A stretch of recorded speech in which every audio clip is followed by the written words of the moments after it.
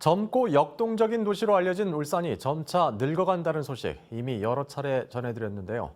하지만 울산을 떠나는 2030 세대를 붙잡을 수 있는 대책이 없다는 게 더 큰 문제입니다. 이대로 가다가는 광역시 위상이 급격히 떨어질 것이라는 우려가 나오고 있습니다. 이상욱 기자입니다. 웅장한 규모의 운문댐을 지나 군데군데 집들이 보입니다.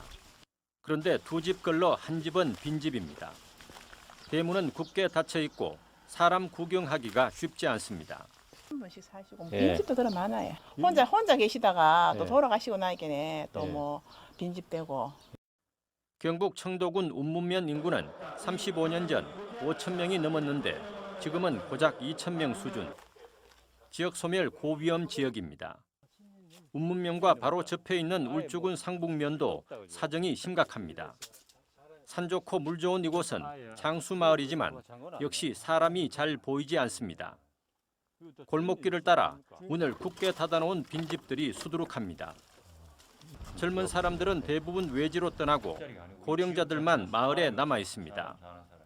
우리가 76이니까 우리가 제일 작는 편입니다. 그 다음에는 86 전부 다 그래 되고 오는 분들이.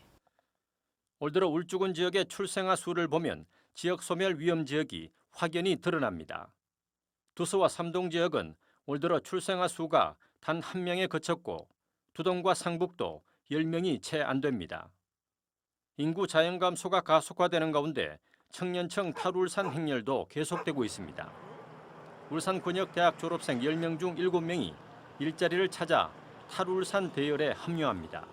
취업한 학생 35% 정도가 울산권역으로 취업을 하고 있고요. 그 말은 이제 역설적으로 65% 학생들이 떠나간다는 겁니다. 그래서 이런 부분들은 사실은 이제 그 울산시 입장에서도 굉장히 심각한 문제일 것 같고요. 울산시는 이처럼 떠나는 2030을 붙잡기 위해 3년 전 대학 설립 담당 부서를 만들고 일자리 창출에 80억 원을 투입했습니다. 하지만 전국적인 지방대학 미달 사태 속에 단과대 캠퍼스 유치는 사실상 실패로 돌아갔습니다.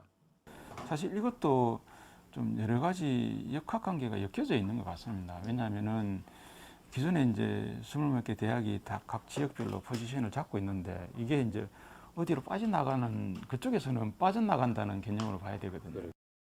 2015년 말 120만 640명으로 정점을 찍은 울산 인구는 지난 3월 114만 6천 명으로 6만 명 가까이 줄었습니다.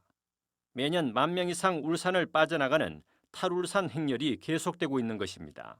빠져나가는 인구 가지고 막 벌벌 떨고 있을 때가 아니고 미래의 인구를 끌어들일 수 있는 그런 환경을 마련해야 된다. 그 기반을 마련해야 되는 시기다. 그렇게 생각을 합니다. 늙어가는 공단도시 울산에 스마트 첨단 과학 문화를 입혀야 한다고 전문가들이 입버릇처럼 말해왔지만 공허한 메아리에 그치고 있습니다. MBC 뉴스 이상욱입니다.